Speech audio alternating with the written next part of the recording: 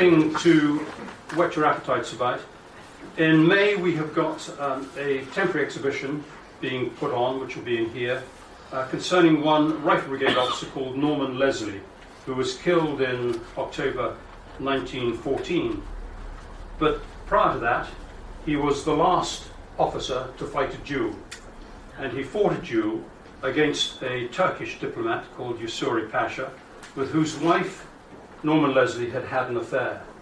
And it's an interesting story, and the sword that he used is actually in the museum's collection, presented by his brother. You okay? Yeah. Where do you want to go? I don't know. Yeah, one at the front. That's fine. But it's a good story, and quite entertaining.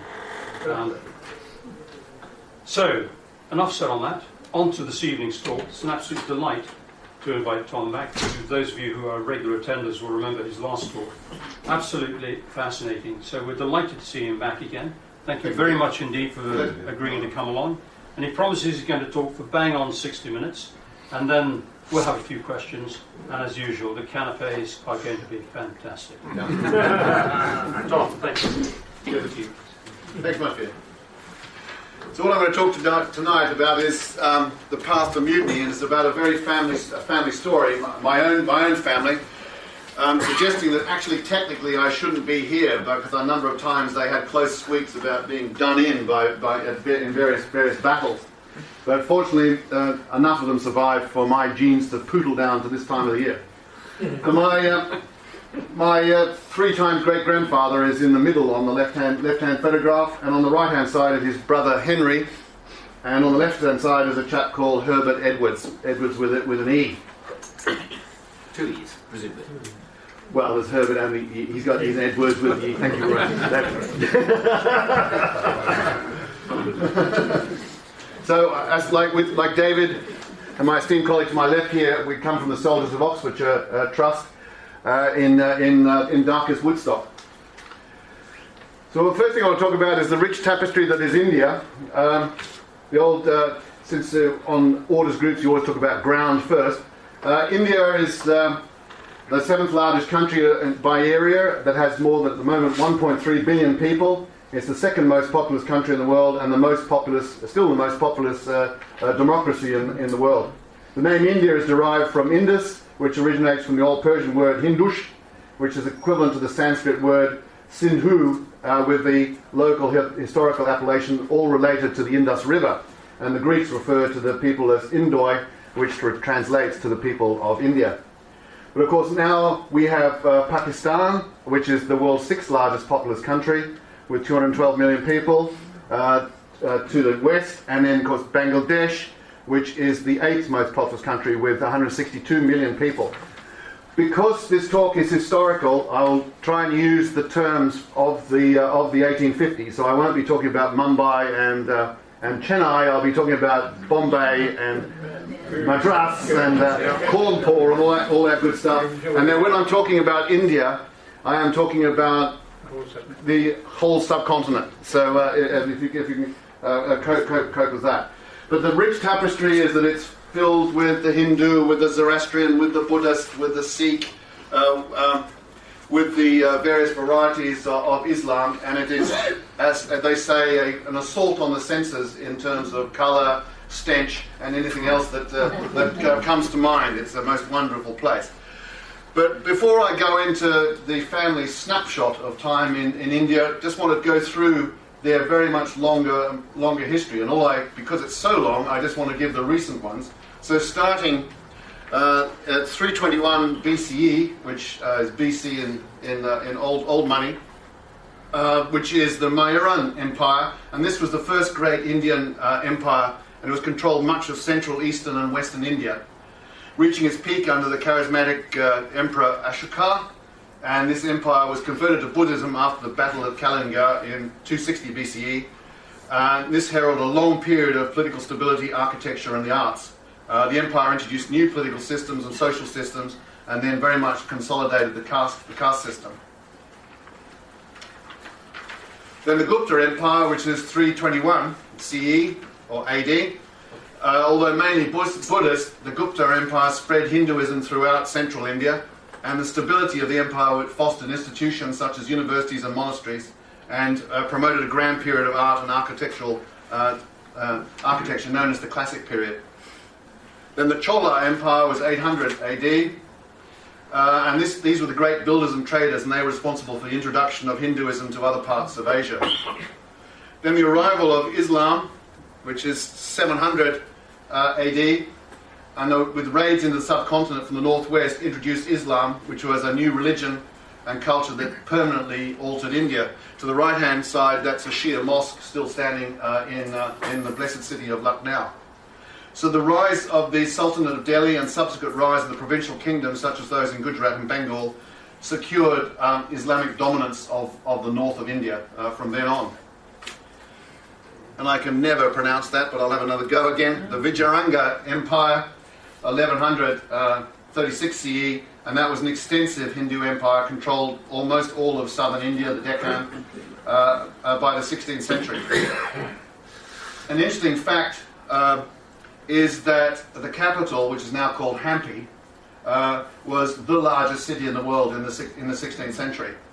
But the Viraganjas were defeated by a Muslim coalition at the Battle of Talikota in 1565, and the first thing the invaders did was actually completely destroy it. So that's how it's seen to these days. Then the most famous one that most people think about when they go on their tours to the Golden Triangle up north is the Mughal Empire, with the 6 great Mughal emperors from Babur to Aurangzeb oversaw a golden age of arts and military advancement. And it's sometimes lost in these days, but under the original Mughals, Hindu and Muslim integration was encouraged until there was a period of religious intolerance and harsh taxes, and that certainly weakened Mughal power. Let's just look at the last 3 Mughal Shahs, which gives an insight into where I'll be heading now. Shah Alam II, by 1760, it was the Marathas from the south maintained suzerainty over the Mughal affairs. Shah Alam fought against them but was defeated by the East India Company at the Battle of Buxar in 1764. So he was in a very, very weak position by that time. Then Akbar Shah, in the middle there, he had very little de facto power due to the increasing British influence of India throughout through the East India Company. And during his regime, in 1835, the East India Company discontinued calling itself subjects of the Mughal Empire and started issuing coins in its own name as a clue to where we're going. Then the final one is Bahadur Shah Zafar. As you can see, there's an important date at the end of his reign. Bahadur means warrior, but unfortunately he was anything but a warrior. He was a noted Urdu poet, and he presided over the Mughal Empire that at that time just ruled the city of Delhi. The Maratha Empire had brought an end to the Mughal Empire in the Deccan in the 18th century. So you can see where we're heading now. The East India Company are arriving, and they're seeing an absolute power vacuum in India. So then, from around 1690, many European powers flocked to India. The Portuguese, the French in the south. It was the Portuguese who used Goa to gain a monopoly on trade in the Far East, and their influences are still there in Panjim or Panaji, to use the new term. And the British, first in the guise of the East India Trading Company and then the Raj, consolidated and dominated the subcontinent for the next 250 years. The East India Company, informally known as John Company, was a English and later British joint stock company, and it was formed under a royal charter from Queen Elizabeth I on 31st September 1600. Trading initially with the Mughal Empire, because they were the people that they could first see in the north, and they later the East Indies, and later Queen China. So during the first century's operation, the focus of the company was trade. They were not interested in building an empire in India. And company interest turned from trade to territory during the 18th century as this power vacuum of the Mughals' decline progressed. In the battles of Plassey in 1757 and Buxar in 1764 left the company in control of the Bengal and a major military and political power in India. When I'm talking about the Bengal, people think of the Bay of Bengal around Calcutta. In fact, the Bengal in John Company's ideas goes all the way through northern India to what the old province of Oudh, which is now called Uttar Pradesh, and Orissa, and so on. So in the following decades, it gradually increased the extent of its territories under its control, directly or indirectly via local rulers that it influenced either with dosh or with force.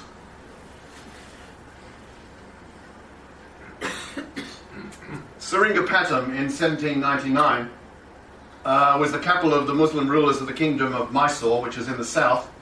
The Second Anglo-Mysore War culminated in the storming and capture of the city on the 4th of May in 1799, and the death of the ruler Tipu Sultan on that day.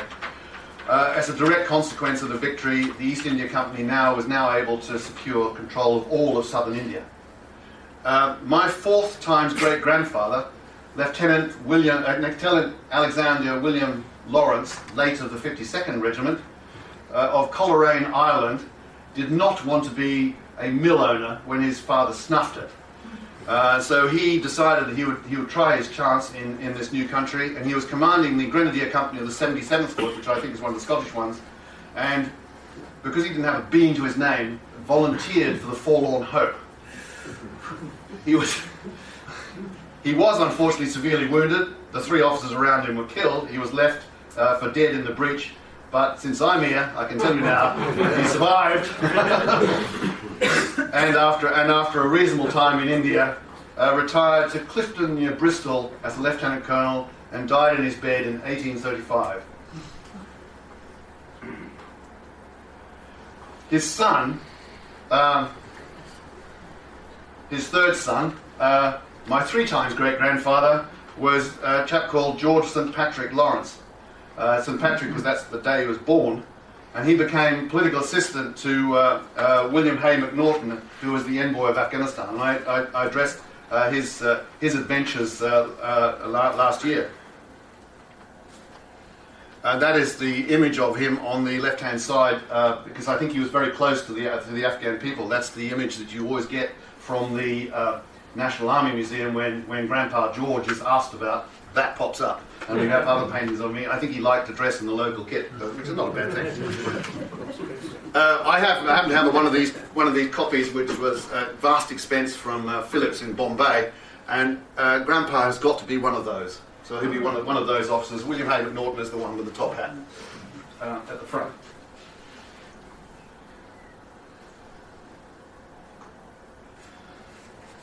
As we all know, it didn't go well in Afghanistan for us the first time round. And on the 23rd of December in 1841, McNaughton and others were treacherously murdered by Akbar Khan, who was the son of the Emir Dost Muhammad Khan, who was what could best describe as somebody with a variable way of looking at life. So he could be up one day and down the next and slaughter you the day after that.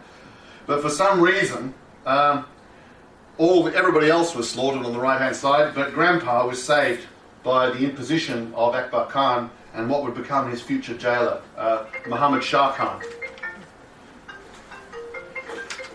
In the retreat from Kabul on the 6th of January, Grandpa had his collar felt. He had been in charge of the ladies and children, whom he remained with in the column until the 8th of January, and he was then given up with the ladies and the children as a hostage. He was then imprisoned and remained with them until their release much later in the year, 17th September 1842. There's that image that you have of Dr. Bryden on his horse going to Jalalabad, and we all assume that he was the only survivor. No, he wasn't. Well, apart from Grandpa and the ladies and the children, who had a pretty rum time being taken hostage, there were around 2,000 sepoys and camp followers who were also either begging or hanging out in the mountains and so on and so forth. And they were then picked up by General Pollock's army of Retribution with many tales from some of the regiments that they had been abandoned by their officers. And this is why I'm tying it now to the museum. So the reputation for invincibility previously employed by the company was broken. And a British officer commented, "The men remembered Kabul." And this went through the history until the rebellion 15 years later. So let's move to another rel. This is Uncle Henry, and he joined the Bengal artillery, which later formed part of the Chittagong column of the First Burmese War, marching over the jungles of Arakan, which fever decimated them. Henry returned to Britain wasted by disease, and he was in that front image with the beard. He's actually the younger brother of Grandpa, but he was always looked older, much older than Grandpa, because I think he was riddled with every known disease that Burma could offer. He returned to India after he recovered somewhat, and he became the revenue surveyor at Gorakhpur, surveying every village in an area greater than Yorkshire. That's Uncle Henry there. There's Grandpa there. So you see the family is starting to work together.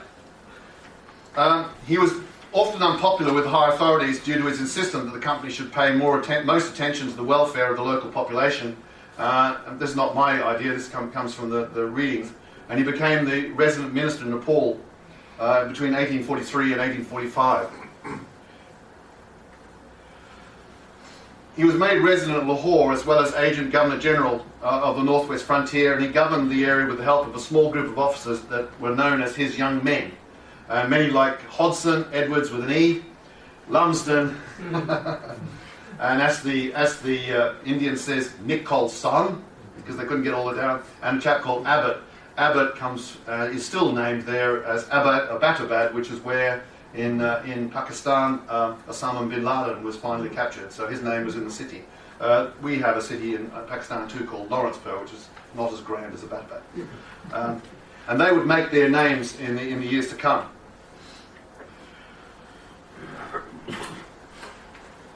The Sikh kingdom of Punjab was expanded and consolidated under Maharaja Ranjit Singh during the early years of the 19th century. Raja Singh maintained a policy of wary friendship with the British, while at the same time building up his forces to both deter aggression by us and, of course, wage war against his old enemy, Dost Muhammad Khan, across the border. The Sikh army was weakened by the First War, and resentment of British interference led to the Second War, resulting in the empire, resulting in an annexation of the Punjab, which was subsequently became known as the Northwest Frontier, which we all remember from all those fantastic films that we've all watched over the years.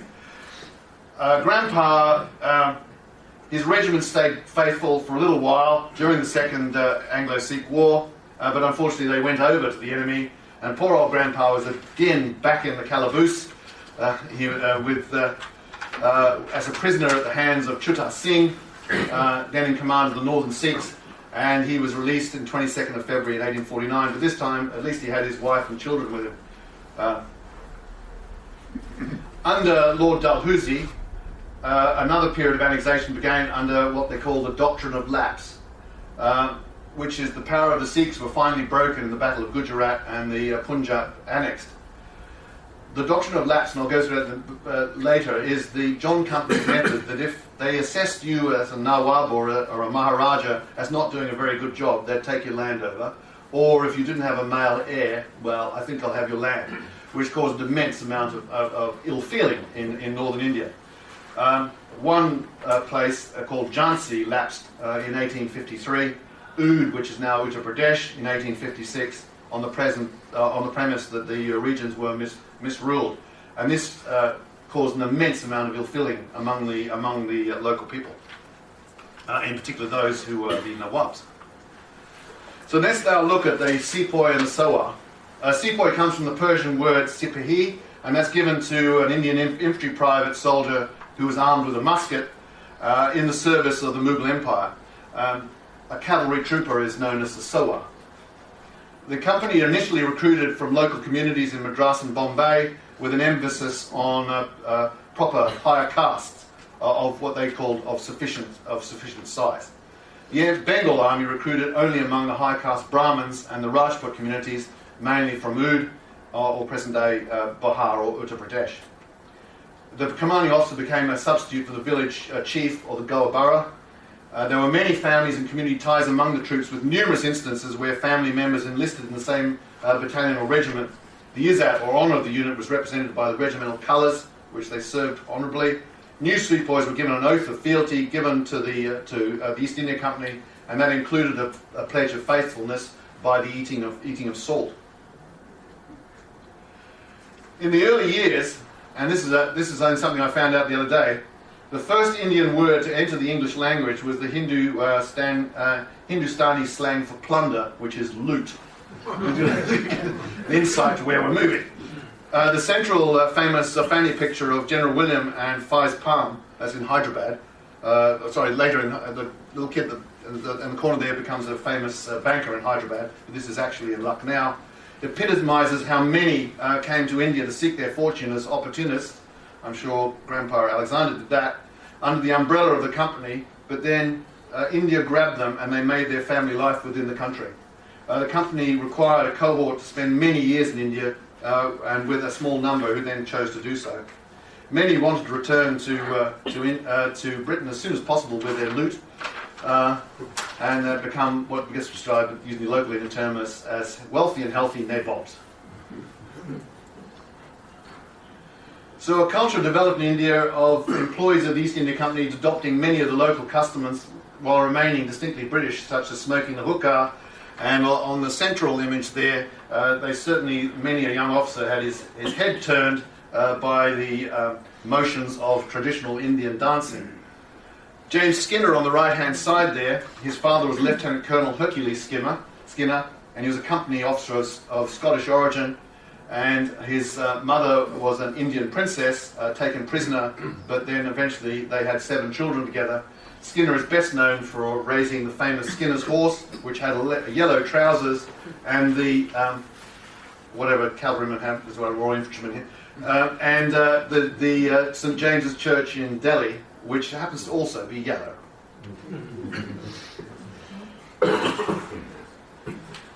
So again, in the early years, in the 1780s, more than 1/3 of the British men in India left all their possessions to one or more of their Indian wives or their Anglo-Indian children. The will suggests too an affection and loyalty on both sides, with British men asking their close friends to be executors and to care for their Indian partners. But now we have the consolidation of power. When I can change the page. So in 1765, the Mughal Emperor granted the company Diwani, which is the right to harvest revenues of Bengal, Bihar and Orissa, which provided funds to bolster the company's military presence in the subcontinent, and changes in the company's role from mere trader to hybrid sovereign power was inevitable. The company still maintained effectively a very large private army, with small numbers of Her Majesty the Queen's forces also garrisoned in the country, or the King in the early years, of course. Many of the officers of the native infantry were the younger sons of minor English or Anglo-Irish gentry who had been sent out to make something of themselves and had been deemed unsuitable to fill the better paid administrative posts, what later became the Indian Civil Service. This is a generic term and a generic thing and not related to all officers, but there was a general resentment that they had relatively low self-esteem with little opportunity for gathering wealth now that the campaigns were effectively over. India was at peace.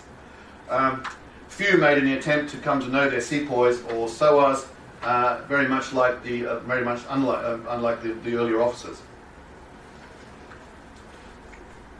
They only occasionally exposed themselves to the stifling heat of the day to appear on parade, preferring to remain in the shuttered gloom of their bungalows, frustrated, bored, and in many cases drunk. Promotion was purely on years of service, so by 1857 many regiments were officered with men who had little direct contact with their soldiers and were very much unsuitable for command. The other problem was that the conquest of the Punjab from 1849 was a factor to have serious consequences for the high-class sepoys who comprised 9/10 of the company's army. Now that the Punjab was administered, they no longer qualified for extra pay, despite the fact that many were far from home, among people they absolutely feared and despised, with little prospect of advancement in remote barracks. William Russell wrote of the sepoys' fears: "It is hard to bear the rule of an alien at any time, But when that alien is haughty, imperious, and sometimes insolent and offensive, his only authority is only endured till the moment has arrived to destroy it.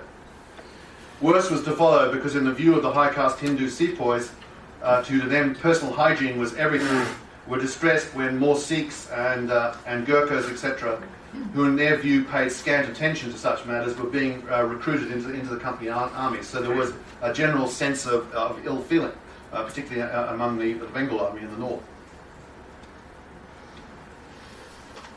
There was a growing number of young ladies of marriageable age who now had an overland route to Egypt, and they began to arrive in large numbers. India was becoming very settled in search of husbands, and that was a further factor in the isolation of many company officers from their sepoys. They now lived separate lives and not close to their sepoys. They were not in battle with their sepoys. It was cantonment life. The religious practice, which from centuries had formed an integral part of the Hindu and Muslim way of life and the other religions, were already under serious threat from the arrival of some European missionaries who were not wholly successful, and they were fired with evangelical enthusiasm, and they looked upon the religions of India as one great abomination when faced with the caste system, the practice of suti and child marriage, to name but a few. And then talking about Sleeman and the Thugi and the Kali, and you can see that there was an enthusiasm there, but it was introducing fear among the high caste Brahmin, who were constituting most of the Bengal Army. Then between 1852 and 1853 particularly, it is forbidden by the high caste Hindu to be co-located with lower caste, such as on a ship. And so the men of the Bengal Army had previously been exempted from overseas service for this purpose. And specifically, they were only enlisted for service in territories where they could march. But of course, India was now at peace. And so a major cause of resentment that arose in the 10 months prior to the mutiny, the rebellion, was the General Service Enlistment Act of 1856. And that required new recruits to the Bengal Army to accept a commitment for general service, that is, going overseas.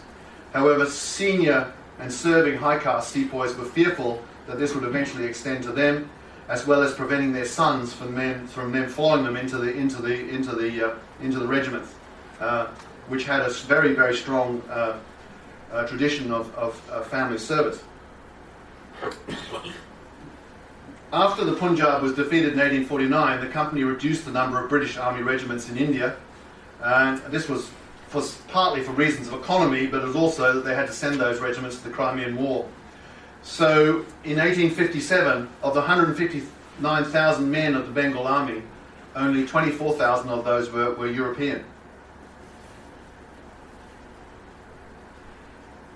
The status of the sepoy. The Bengal Army, as we mentioned, was from across northern India. To be a soldier in the Bengal Army had become an occupation to which high status was attached. The sepoys saw themselves as an elite, and over many years had fought faithfully for John Company. But it was always on their own terms. They would not go overseas, and they required an elaborate train of camp followers. In my lecture last year on Afghanistan, we talked about the thousands of camp followers. Some of those were for the European officers, but also many of them were also there for the sepoys. So by 1857, the British High Command was losing patience with this. And they were then starting to push supplies of more flexible soldiers who would not stand on their privileges, and they were becoming available from Nepal and the Punjab. And the Bengal Army was told that it must modernise.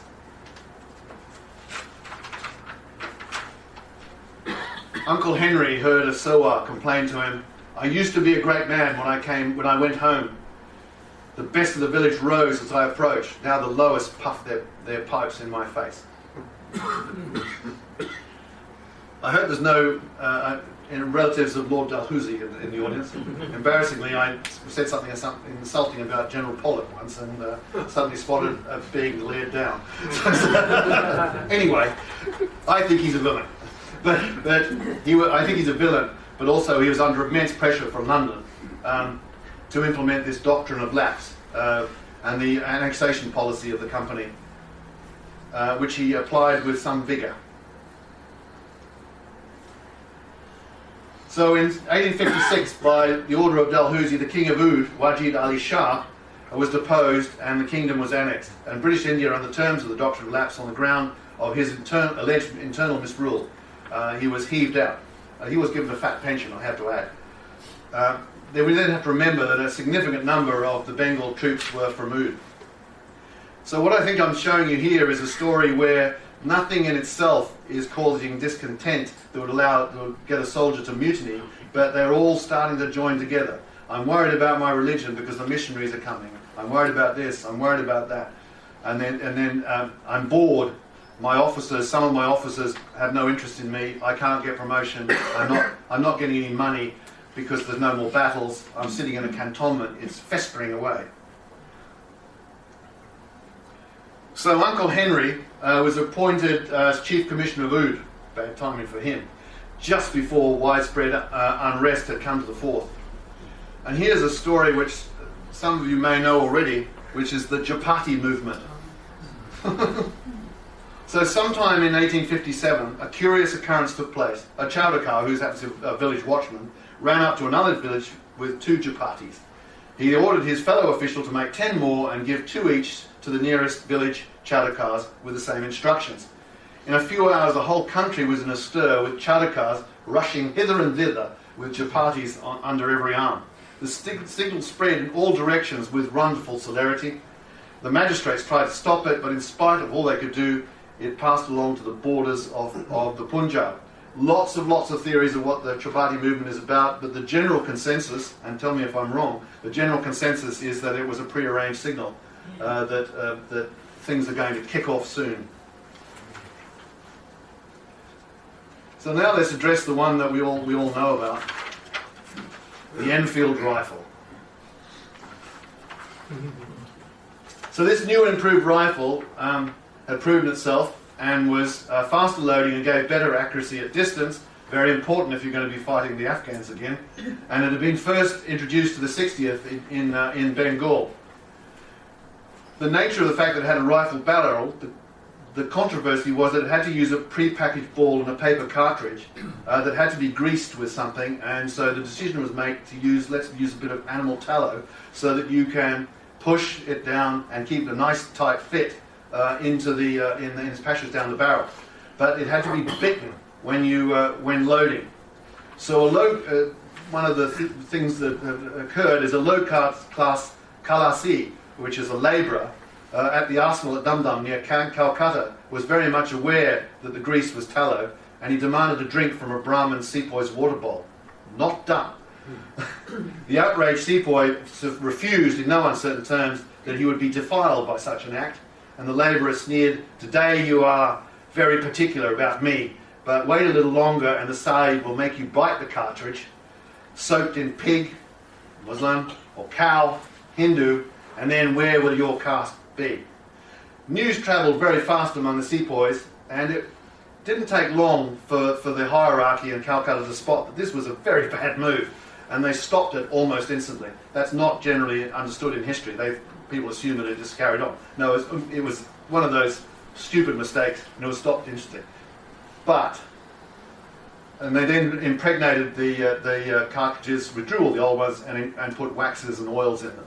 But the damage was already done, as many of the Sepoys now believed that the new cartridges, the paper, was now impregnated with animal tallow, as a deliberate act to tamper with their religious beliefs. All that worry about the missionaries and what I've just described before. This chap, Mughal Pandey, is an Indian hero. 2 days earlier, with fear of losing his caste and under the influence of ganja or opium, the 26-year-old Sepoy, Mughal Pandey, brandished his rifle. He's now on a stamp in India, if you're interested, on the parade ground for the 34th Native Infantry at Barrackpore, and taunted the quarter guard to bite the cartridges. The quarter guard could not move against Pandey, who shot the adjutant's horse and slashed the sergeant major, the first casualty, Hewson, with the talwar of a large curved sword. And on the 8th of April, Pandey was hanged in front of the assembled garrison, and 14 days later, unfortunately, the poor old Jemadar, who's a junior Indian officer of the quarter guard, he was hanged for his troubles as well. The 34th Native Infantry was disbanded with disgrace on the 6th of May as a collective punishment after an investigation by the government for failing to perform their duty in restraining a mutinous soldier and their officer of the quarter guard not doing his duty.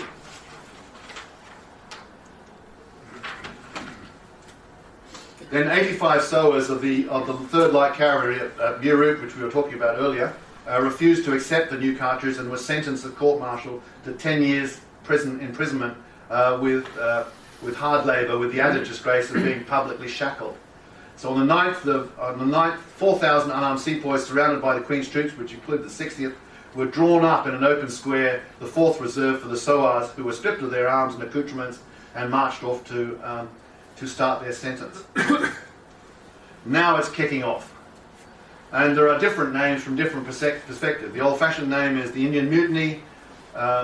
India likes to call it the First War of Independence, and then the conventional term these days is the Sepoy Rebellion.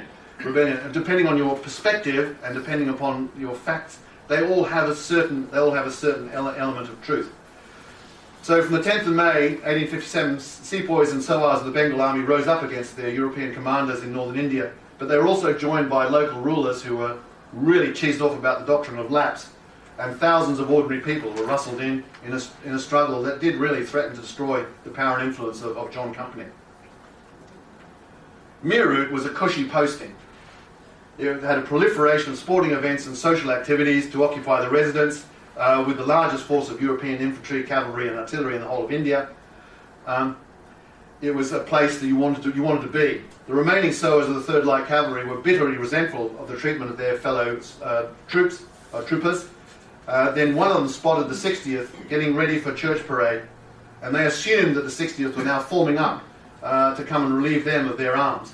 The rumour quickly spread through their ranks, and of the 11th and the 20th Native Infantry who were co-located, and they ran for their piled muskets intent on releasing the prisoners. And by nightfall, Mirroot had become a place of horror when daylight revealed burnt bungalows and the corpses of some 50 European men, women and children. Many senior officers, aged and confused, who had not commanded men since their youth, were paralysed into inaction by the ferocity and suddenness of the insurrection. The mutineers, followed by a mob from the bazaar, eventually departed for Delhi because the Mughal Emperor was the only person they could think of who could possibly lead them. I don't think he was your man. And that was 40 miles to the southwest, and they were completely unmolested by British troops in their attempt to gain the support of the Bahadur Shah Zafar.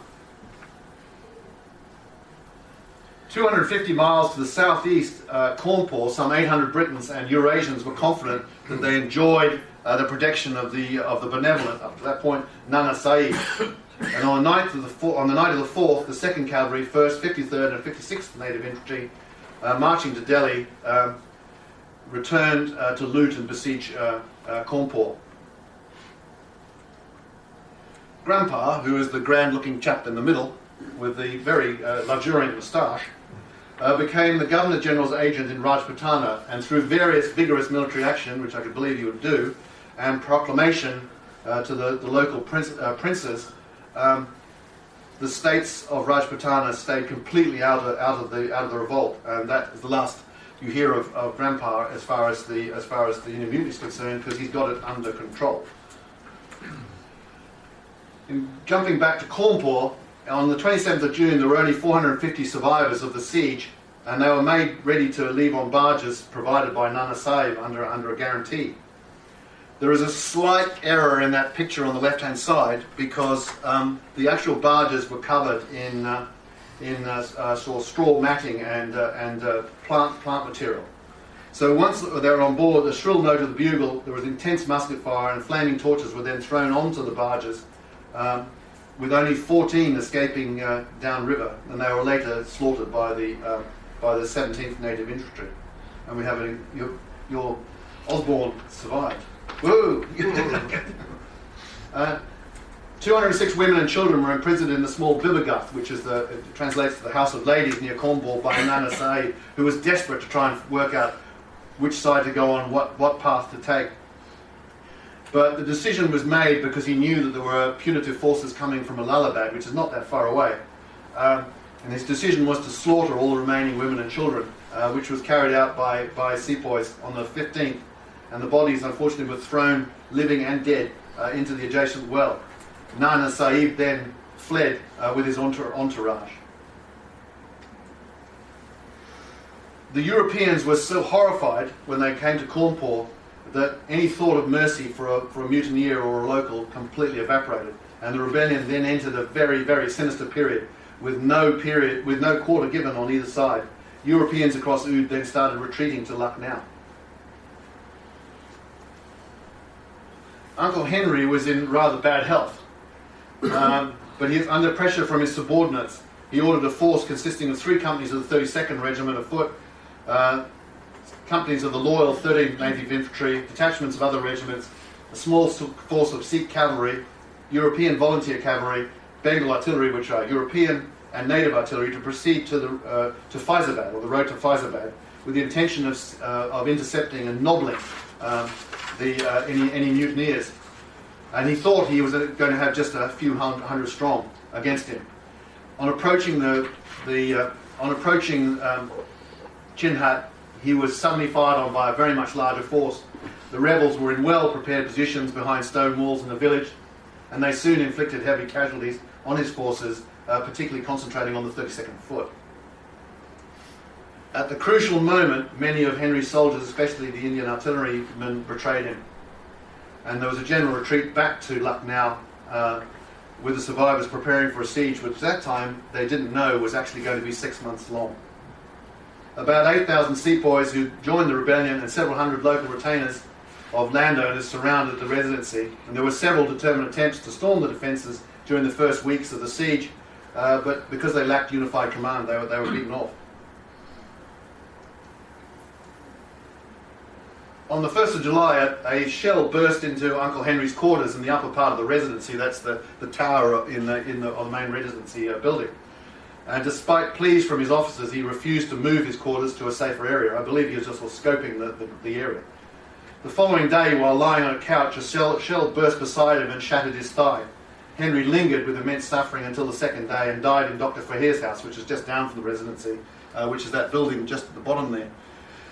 In the museum in Lucknow, they generously suggest that he died from a little ball through his heart. But unfortunately, no, he suffered very, very badly. My twice great-grandfather was in a cot next to Uncle Henry when he was killed. I'm still here. He unfortunately was later shot during the siege. So Uncle Henry was quickly buried in a soldier's grave as the furious fighting happened all around. And he said in his torment from his mortal injury, and of course he was tormented by his failure at Chinhat, to have said to those around him, "Put on my tomb only this, here lies Henry Lawrence, who tried to do his duty." And that epitaph appears on his tomb to this day. Somebody's nicked the steel around it, but everything else is still there. And there's a large memorial cross in the garden, and they are both very carefully tended to this day by the government of Lucknow. The residency, which is enormous, is beautifully tended by the government of India. So General Henry Havelock, victorious at Cawnpore, had been superseded by General Outram, but before General Outram arrived, Havelock made preparations for a relief attempt at Lucknow. Advance to the residency was made by Havelock through heavily defended narrow lanes, and those narrow lanes, if you've been to Lucknow, still exist. And so he lost 535 men out of the 2,000 that went on the assault of Lucknow, and it was mainly in that last rush to the residency. And by the time of the relief, the defenders had endured 87 days and reduced to just 982 fighting men. So Outram had intended to evacuate the residency, but the heavier casualties incurred during the final advance made it impossible to remove all the sick and wounded and non-combatants. So he decided to hang in. Uncle Henry had laid in 2 months of stores, but unfortunately he died before he told anybody about this. But as luck would have it, they were soon discovered, and that convinced the relief force that they should hang on and stay. The defenders were able to send messages via local and loyal and immensely brave local people that could reach Cawnpore to tell the advancing armies what was happening within Lucknow. A volunteer civil servant, Thomas Henry Kavanagh, disguised himself as a sepoy, which is amazing to me because I think he was a fairly large dude. So he's wandering around dressed in a turban saying, I'm a sepoy. Why he wasn't killed, I don't know. But he did have a local chap called Kanaji Lal, who probably kept him under some sort of control, who acted as a guide. And Henry Kavanagh was the first civilian in British history to be awarded a Victoria Cross because he did manage to get to the relief armies. So on the 14th of November, Colin Campbell, who's now Commander-in-Chief, commenced his relief of Lucknow. And as he advanced, his plan was different than Havelock's and Outram's. He would secure each position to protect his communications and supply chains back. He would then secure a walled enclosure known as the Secundrabad, which is just east of the... it takes about 5 minutes to drive from the residency to Secundrabad, just east of the residency. So elements of the Scottish 93rd Highlanders and 4th Punjab Light Infantry Regiment rushed and overran the defences at the main gateway. Once inside, the Punjabis, many of whom were Sikhs, emptied their muskets and resorted to the bayonets. Sepoys responded with counterattacks. The Highlanders poured in breach, shouting, "Remember Cawnpore," if you can think in a Scottish accent. Probably remember Cawnpore. And the Sepoy dead at the end of the battle were nearly 2,000 people. 2,000. With 200 British and Punjabi casualties. The Secundrabad remains as a very small villa and garden. It's about 4.5 acres, so you can imagine what the battle was like with 2,000 casualties on the Sepoys. And it now houses the much more peaceful National Botanical Research Institute of India. And it's not a large building, but when you're walking those grounds just behind the main building, you can sense that something very, very significant has happened here in the history of Britain and the history of India. But there's another visible reminder of the battle, and that's the statue of Uday Devai. She perched herself on top of a tree, dressed in male battle dress, and the local people of Lucknow suggest that she actually killed 32 attackers before her ammunition was exhausted and she dropped dead onto the ground. Her statue is just at the front of the Secundrabad, a nice bronze statue, being surrounded by the madness that we all know, which is called Indian traffic. So the second siege lasted for 61 days, and with the residency evacuated, but the rebels were left control of Lucknow, and by 21st of March the following year, all fighting had ceased. So let's go to another family member. So Uncle John, who is Henry's younger brother, was worried that his old enemy Dost Muhammad Khan, the emir of Afghanistan, would attack Peshawar if he sent a large contingent of his available soldiers to assist in Delhi. But he took a punt that the Dost Muhammad would not do anything, and as it came to pass, and we never know why, Dost Muhammad had a golden opportunity to take back the Punjab. He did not attack. So Uncle John's soldiers went to Delhi. John's younger brother, Uncle Richard, commanded and transferred the troops to Delhi from the Kashmir. So on the 14th of September, the siege of Delhi, a major attack was mounted from 3 directions on the 19th of June, forcing the exhausted besiegers to retreat. But the rebels didn't know how close they came to success. Another major attack was made on the 23rd of June, the centenary of the Battle of Plassey, and it was believed in India that the British presence would evaporate 100 years after this famous battle. But the attack was beaten off and the besiegers were ground down through exhaustion and disease. There is a high ground near the old city of Delhi, which even today is still pretty unpleasant. But then the conditions on that ridge in the encampment were extremely unhealthy and unpleasant, with lots of unburied corpses and so on and so forth, detritus everywhere. So the major force from the Punjab to Delhi was 4,200 men from Uncle Richard and Uncle John, and they arrived on the 14th of August, with the siege train arriving at the beginning of September. And the bombardment began almost immediately on the city and being assaulted from multiple directions. Being from the soldiers of Oxfordshire, I'm going to concentrate on the 52nd. at the assault of the Kashmir Gate, which is around here. So 2 columns of ordered rushed in the walls of Delhi, and a third consisting of 200 men of the blessed 52nd and 750 loyal Punjabi Sepoys to wait the blowing up of the Kashmir Gate and then go in with the bayonet. The explosion party mustered in full light of a fine morning on their desperate work and advanced across a broken bridge under intense fire.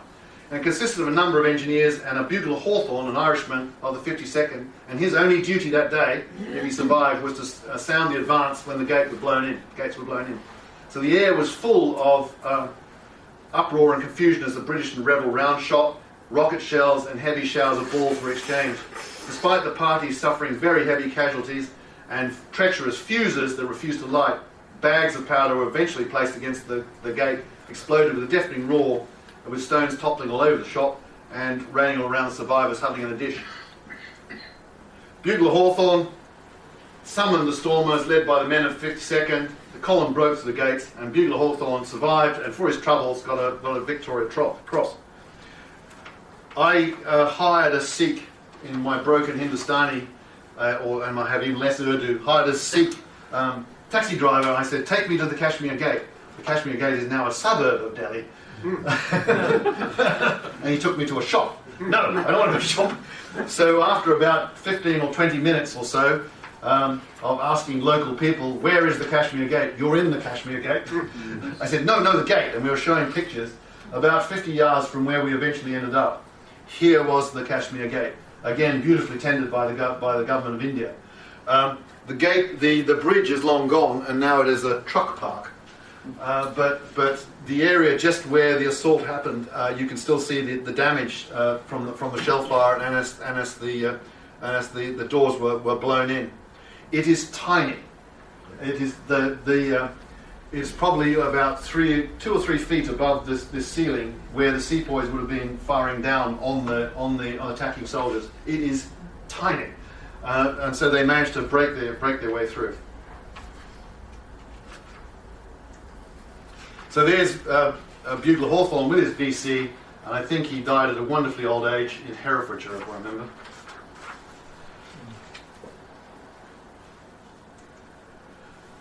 But the British and Indian soldiers suffered over 3,817 casualties in capturing the city, and the losses for the rebels were certainly exceeding 5,000 men. Having fought that hard to get through there, the British, Sikh and Pashtun soldiers were fairly callous with regard to life. And so for 4 days after the fall of the city, there was extensive looting, with many of our soldiery more interested in grog than material possession. Forces led by Major William Hodgson surrounded Hyman's tomb, which is actually not that far away from the Kashmir Gate, where Shah Zafar was hiding with his entourage, and he surrendered on the 20th of September 1857. The next day, Hodgson executed 2 of his sons and a grandson under his own authority near the Delhi Gate, which is just slightly around the corner. Hodgson himself was to die soon after by rushing through a door, which unfortunately on the other side of the door was full of Sepoys, and that was the end of Hodgson.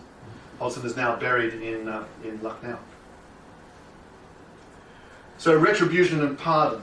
Both sides committed the most appalling atrocities against combatants and civilians. In Oud alone, it's estimated that 150,000 Indians were estimated to have been killed, of which 100,000 of those would have been civilians. And the capture of Delhi, Allahabad, Cawnpore and Lucknow by British forces was followed by a general massacre. Many British soldiers were outraged and seeking revenge, particularly after those who had gone to Cawnpore. As well as hanging mutineers, they used the technique of blowing from the cannon, which was in fact an old Mughal punishment. Governor General Canning carried the Indian Empire safely through the stresses of that storm, and his harder task still was to deal wisely with the enormous difficulties after the conflict. So in Resolution in 1857, he distinguished between Sepoys from regiments who had mutinied and those who had murdered their officers and European civilians, and those who had disbanded and dispersed to their villages without being involved in the violence. They were pardoned. He was extremely unpopular at the time, particularly when cartoons like you see on the right-hand side when British popular opinion absolutely favoured collective and absolutely indiscriminate reprisal against the perpetrators. So after the defeat by Havelock at Cawnpore, it's generally believed that Nana Sahib fled to Nepal, where he died of disease in the jungle. Diphtheria, I think it was. Begum Hazrat Mahal, the second wife of Wajid Ali Shah, she raised forces against the company in Lucknow, and she found asylum in Nepal, where she died in a fruity old age at 1879. The Rani of Jhansi, remember I told that was one of the lands that had been secured by Dalhousie. She was killed at the Battle of Gwalior, and today in India they say whatever her fault in British eyes may have been, her countrymen will ever remember that she was driven by ill treatment into rebellion, and that she lived and died for her country. We cannot forget her contribution for India. Tantia Topi was one of the leaders of the massacres at Cawnpore, and one of Nahi Sahib's closest supporters and a general of the rebellion, and also a close supporter of the Rani of Jhansi, and with Nana's nephew Raya Sahib. He was eventually captured and hanged in 1859. And Raya Sahib showed compassion to the British, who arrived on his lands but then sent them on to Cawnpore to meet their fate, and he was also hanged. That's Canning in the middle there. In November 1858, the Government of India Act happened and called for the liquidation of the company and the transfer of its functions to the British Crown, with Lord Canning as the first Viceroy. The second Viceroy is Uncle John, and he stated his ambition was to consolidate the British power and to improve the conditions of the people through a program of light taxation and a foreign policy, particularly relating to Afghanistan, of masterly inactivity. He did reasonably well, but his greatest failure was that the poor management of the Orissa famine in 1866, where 1 million Indians died. It was the nature of the place. So let's look at the Dramatus Personae. Uncle John returned to England in 1869, briefly returning to public life, I think on the schools board for some reason, and was a critic of the government's Afghan policy in the months preceding the Second Afghan War in 1878, dying the following year at the age of 68. Grandpa George died in London in 1884, aged 80, also railing just prior to his death against the government's Afghan policy with a very fruity letter in the Times. His son, the one who was shot at Lucknow, known in the family as Grumpy George, survived his wounds, and he had had enough of this adventure, and he ended up as a magistrate in Eastbourne. Uncle Richard, who there's no other photograph of Richard, became the resident of the government of Nepal, and he died in 1896. So the Raj existed for just short of 90 years, which is a heartbeat in India's history, where many of the British lived separately and isolated from the local population, but equally many contributed to the lives very close to their community. The railways, the forestry workers, the Indian civil service, the district commissioners were just like the old Indian families. And many old Indian families, like the Lawrences, the Skinners, the Probyns, and the Dalrymples, the Osbornes, stayed on. But George's son, my great-grandfather, Grandpa Henry, became the governor of Bombay presidency, and in his retirement invited his great tormentor in the Quit India campaigns, but also his great friend, he did call him the most dangerous man in India, and other things as well, to stay in Oxford when Gandhiji was attending the All India Conference. Henry married a certain Phyllis Napier, great-grand-niece of Sir Charles James Napier, conqueror of the Sindh, but that, of course, is another story. Today, the Raj is just another snapshot in the subcontinent's long history, with the flag of India flying properly over the tower where Uncle Henry was killed. The cartoon on the left with great-grandpa in the middle used to be in his loo and is now in my loo. And it sort of indicates that there wasn't a huge amount of money in 46, 47, and there isn't time for us to talk about partition and other challenges like that. So yeah, Paul, Lord Pathetic Large for poor old grandpa. But I think he got enjoyment out of it. We said he did anyway. And never assume that the horrors of the rebellion are absolutely forgotten. I'm fairly all right. Nobody knows my name, but if I'm in luck now, I am just I'm just Henry Lawrence's nephew. They don't care about my name, and all doors open. Life is good. But the demonstration on the right-hand side hit a regimental gathering in Lucknow of one of the regiments that had been in Lucknow. So they never got to the residency. That's what they faced. So it is still there. India's state government carefully and sensitively preserved the sites of the rebellion.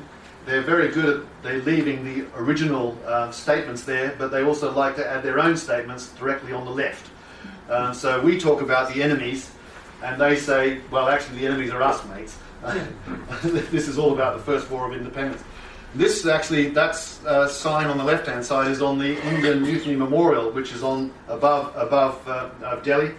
When I was at the gate, nobody knew where the Indian Mutiny Memorial was, but one of the gardeners did, and he had a medical appointment in the hospital, which was next door. So the Sikh and I took him in our car, dropped him off at his hospital appointment. This is very Indian, on the assumption he could then point out where the Indian Memorial was, which he suitably did. There was a guard there who I don't think had seen anybody for months, and so we all walked around, and I found another relative on the wall there, a Napier from the 60th. But they are very good at not destroying what we said, but adding their own touch to it. So a little postscript. And this is about what I love about India and how it blends and how we are in its DNA.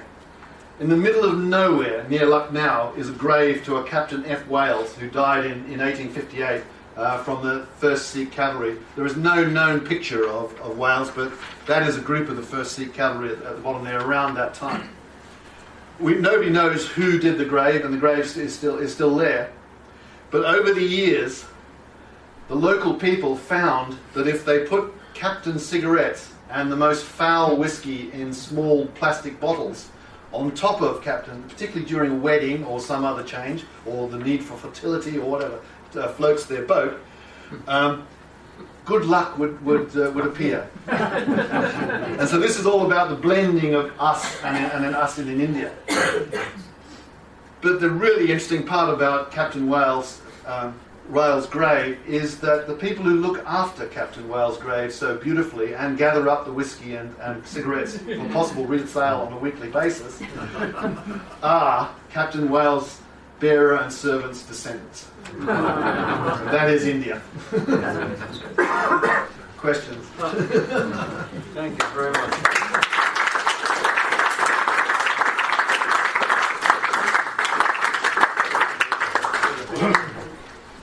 Questions, anybody? Can you go to the back first? Can you put it in perspective? How many numbers are we talking about who actually violently revolted compared with the overall size of the army? That is a very good question, and I don't think it's ever been recorded anywhere. But it was mostly all of the Bengal Army, which I think is wet finger in the air, 60, 70,000. Because the other presidency armies, Madras and Bombay, were not as hugely involved. It was very much a northern India problem. And of 159,000, that's for a wet finger in the air, that would be about the size of it. But why the Indian people call it the First War of Independence was it was not just the Sepoys, because there were an enormous number of local civilians who also gathered as well in the fight, and that made it very, very difficult to manage it with 24,000 troops less, because you didn't know who your enemy was, and so there was quite a resort, particularly a Major Renard. He just didn't distinguish between anybody. If they had a slightly different colour skin, they were dead. as he would go and trying to get back to Cawnpore. So it was a sort of a civil war.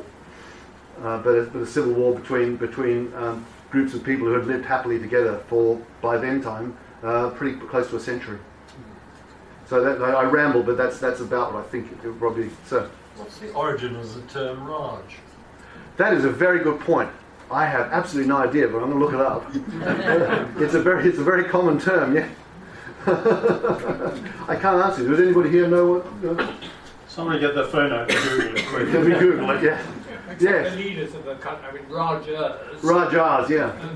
That's like a probably, yeah, maybe it's a derivative of a Mughal word, yeah. I will certainly look it up, but I can't tell you now. So. And was there any significance between Hindus and Muslims in these activities, or were they? They were very Did much. nationalism override religious? No, it was religious. As far as I know, many of the native infantry battalions had a high Muslim population, particularly from the Punjab areas, had higher Muslim population, and they most certainly, because of the Enfield rifle and the fear of the port, and many of them were blown from the guns as well. So yeah, I think Uttar Pradesh is a really fascinating place. It's Hindu with a very large Shia group in the middle. Lucknow now has 7 million people, so it's about the same size as London, with Sunnis around the edge, and they all seem to get on reasonably well together. So although the armies were trying to have high proportions of high caste Hindus in the native infantry regiments, they were then moving quite quickly towards having large numbers of Muslims because it was easier to get them to serve overseas, and they certainly participated with equal vigour in the native infantry regiments. I don't actually know what the proportion was, but it was certainly not religious. It was against John Company. Any more? So, I've been told, my father served in India during the war. I've been told that if you want to find out as a military man what British military regimental customs and things were, the best place to go is an Indian regiment that used to be under British command and is now in the Indian. absolutely right. There is the 5th Rajputana Rifles, which are related to us, and they have a tie which is very similar to ours, and they wear jackets very similar to ours, are called Napier's Own. And they know more about Uncle Charlie than we do. And so, yes, they are. And I gave this lecture last night in Buckinghamshire, which is why, I'm sorry, I was 2 minutes over time. So I know it takes 60 minutes. And they were one of the speakers, one of the guests there were talking about the fact that the husband's father, when he died, wanted his sabre from the Pune, the Pune cavalry, to be sent back. And it was, and there was a great fuss made in the Indian regiments. Yeah, they are very close. Skinner's horse with the yellow trousers is still all there. I don't know about Probyn's, but yeah. Probyn's still going. Probyn's still going. Yeah. In Pakistan. In Pakistan. Yeah. And that is actually another interesting point because so I get invited to the Pakistan High Commission because I'm a Lawrence, and also I go to India because I'm a Lawrence, and then some of the regiments are Pakistani regiments. Some of the regiments are Indian regiments. But yes, the common theme is that they have that wonderful blending of our time and their time, which is the Indian way of doing things. We all blend into something. We talk about pajamas and bungalows and gymkhanas and all that. Yeah, and their language is riddled with ours, and our traditions and their traditions are blended. And that's the part of beloved India. Gymkhana, yeah. That's probably... Oh, go on. Yeah. Do you have a question? Or? No? Well, I was going to say it's probably quite a good note on which to end, the blending of Indian and English culture. But Tom, thank you very much indeed. That was fascinating.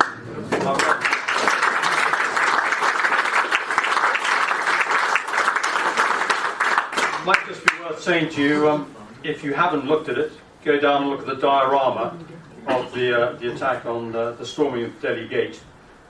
One thing, it did look very small, and I've actually been there and seen it. It does look very small. I think the thing we forget is that there was a damn great big ditch in front of it, which will have made it seem a hell of a lot bigger if you were actually trying to storm it. But there are some very interesting artefacts around there, so do go and have a look. The table on which the casualties were operated on, half we have and half the Seymour rifles have, and our associations. Sorry? Guides cavalry have Guides cavalry. 3 bits. Right. Guides, Huzzah. 2nd Gurkhas, and 6 bits. The guys are on my first slide on the right hand side. There we are. I've learned something too. Thank you all very much indeed for coming, and hope to see you for the talk on buttons or bullets. Thanks very much. Thank you.